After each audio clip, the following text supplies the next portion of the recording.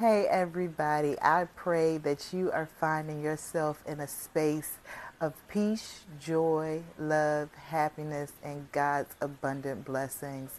So I'm back. I like to usually start the video with a little visualization, but the visualization will come towards the end. And there is so much meat in today's message and encouragement that you should be able to visualize as we proceed. Okay, so let's jump right into it. Today, the Lord gave me. It says He's given us authority over our abilities, and so I just want to come from that place just so that we can go a little bit higher and a little bit higher and a little bit higher. So today's scripture is going to come from Matthew 25 verses 14 through 30. Let's get into it. It says, "For it is just like a man about to go on a journey. He called his own servants and entrusted his possessions to them. To one he gave 5 talents, to another 2 talents, and to another 1 talent, depending on each one's ability. Then he went on a journey. Immediately, the man who had received 5 talents went, put them to work, and earned 5 more. In the same way, the man with 2 earned 2 more, but the man who had received 1 talent went off, dug a hole in the ground, and hid his master's money. After a long time, the master of those servants came and settled accounts with them. The man who had received 5 talents approached, presented 5 more talents, and said, 'Master, you gave me 5 talents. See, I've earned 5 more talents.' His master said to him, 'Well done, good and faithful servant. You were faithful over a few things. I will put you in charge of many things. Share your master's joy.' The man with 2 talents also approached. He said, 'Master, you gave me 2 talents. See, I've earned 2 more talents.' His master said to him, 'Well done, good and faithful servant. You were faithful over a few things. I will put you in charge of many things. Share your master's joy.' The man who had received 1 talent also approached and said, 'Master, I know you. You're a harsh man, reaping where you haven't sown, gathering where you haven't scattered seed. So I was afraid and went off and hid your talent in the ground. See, you have what is yours.' His master replied to him, 'You evil, lazy servant. If you knew that I reap where I haven't sown and gather where I haven't scattered, then you should have deposited my money with the bankers, and I would have received my money back with interest when I returned. So take the talent from him, give it to the one who has 10 talents. For everyone who has more will be given, and he will have more than enough. But from the one who does not have, even what he has will be taken away from him. And throw his good for nothing servant into the outer darkness, where there will be weeping and gnashing of teeth.'" My God. So let's just take it back a little bit. From I believe it's verse 15. It says, "To the one he gave 5 talents, to one he gave 5 talents, to another 2 talents, to another 1 talent, depending on each one's ability." Understand that your ability is a gift from God, and God knows the ability that He and the gift that He has given to you. And because He knows that, He has given you authority to work that ability. Now, let's break it down because I like to give definitions, okay? Ability is possession of the means or skill to do something. Authority is the power or right to give orders, make decisions, enforce obedience. The confidence resulting from personal expertise or a person with extensive or specialized knowledge about a subject or considered an expert. So, because God has placed these gifts in you, He knows what you can do with those gifts. And this is for the leveling up. This is for an increasing the kingdom. Okay. So we have to understand that by faith, that we can use what God has given us and that we have authority in those things. Now, by faith, James 2:26, it says, faith without works is dead. And so we're going to have to use those abilities. We're going to have to pair faith and works together to see it come to pass. Just like in Philippians 1:6, it says, for I started a work and I will complete it. So if God puts something in you, He's going to allow it to see it come to pass if you do not quit, if you remain in faith that it will happen. And so sometimes we're unknowing of what our gifts are, or we're unknowing of what our abilities are, simply because some are just humble and we just, have been a little bit clueless as to what God has, those gifts that He has given to us. And sometimes we need to go to a trusted pastor, a trusted friend, a trusted family member, to see what they see in us or what comes to you naturally. So, but first and foremost, you got to seek God and you got to read His word, and that'll help give you some idea of what your abilities are if you just have no clue what your giftings are. Now, we have gifts in different ways. Romans 12:6 tells us, it says, we have different gifts. Romans 12:6-8, it says, we have different gifts according to the grace given to each of us. If your gift is prophesying, then prophesy in accordance with your faith. If it is serving, then serve. If it is teaching, then teach. If it is to encourage, then then give encouragement. If it is giving, then give generously. If it is to lead, do it diligently. If it is to show mercy, do it cheerfully.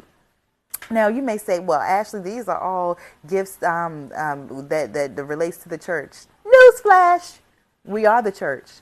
The church, and I'm not saying anything against the church building, but that is just the place where we go to fellowship and gather together. But when we're in the marketplace, or where we are in the streets, or wherever people encounter God's people, we should be doing these things on a day-to-day basis. It is for God to get the glory and for His kingdom to be exalted. So there are gifts. There are no minute gifts. But you may look at somebody who's like, well, their gift is greater than mine, but your gift still matters. Just like, and I don't watch sports, but I understand that they have physical therapists, they have water boys, they have people with who someone may consider a lesser job, but just because it may be considered a lesser job, it is just as equally as important, because if they're out there working and they're straining, and the water boy or whoever you want to call it has the ability to notice, or has what those people need, those athletes need, in order to hydrate, to keep playing the game.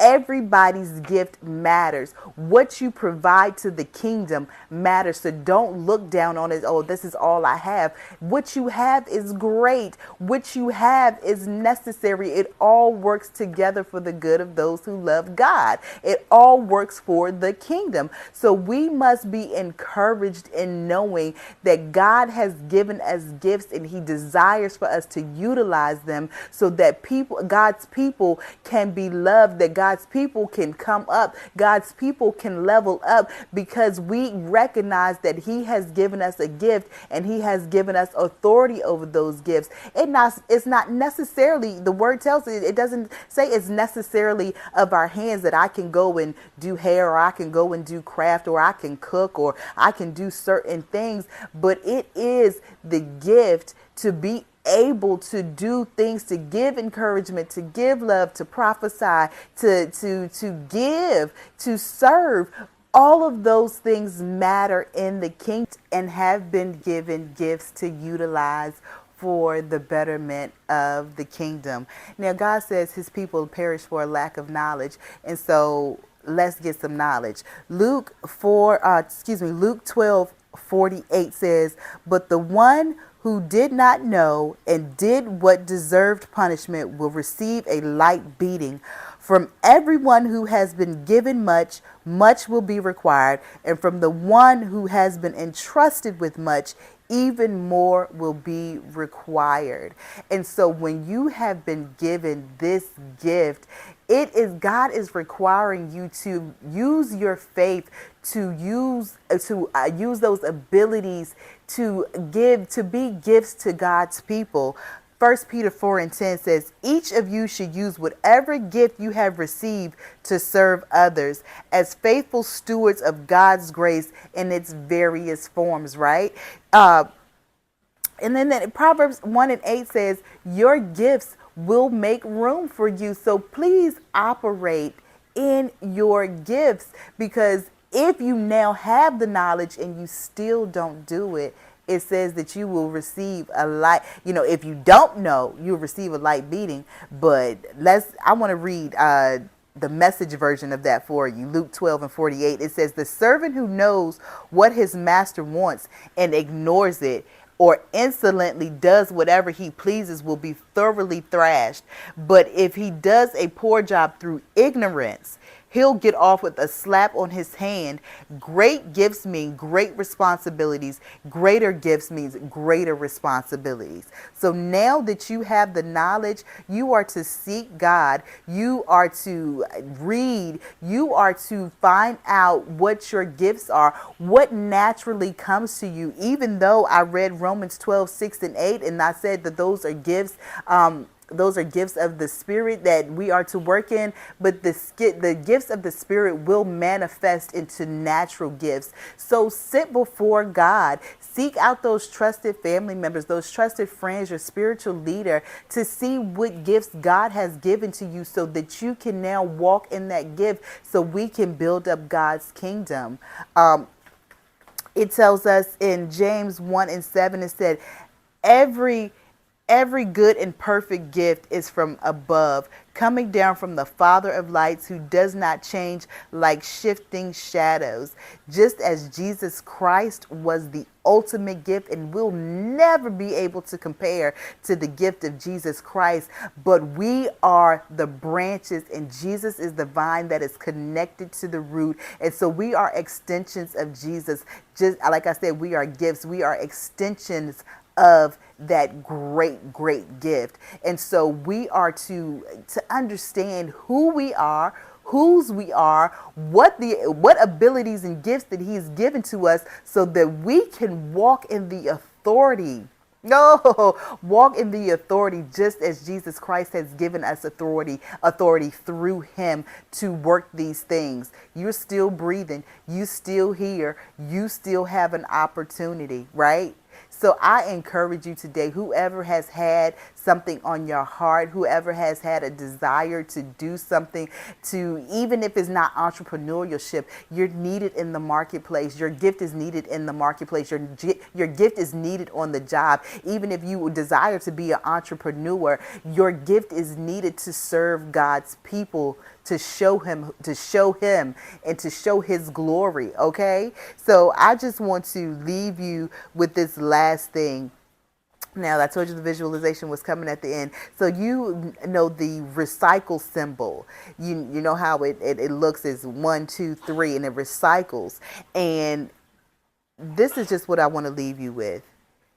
It's God's people doing God things, receiving God's blessings. It's a continuous cycle, a flow of cycle that we'll be able to see God's kingdom rise from what we are doing, and the blessings that will come from walking how God tells us to walk and doing what God tells us to do, using the gifts, the abilities, and the authority that he has given us to walk in. And we are doing that by faith, day by day. Y'all, we can do it. God has given us the ability. God has given us the gifts. He has given us the authority to do it. You have the knowledge. Be encouraged. Know that God has started a work in you, and he will complete it. And he said, do not despise the day of small beginnings. He loves to see the work start. Even if you're just now understanding, started because he loves to see the work start. Be encouraged, be blessed, be great. Go be a gift. Go utilize your gift and watch God do miraculous things for you and for the kingdom. Y'all be blessed.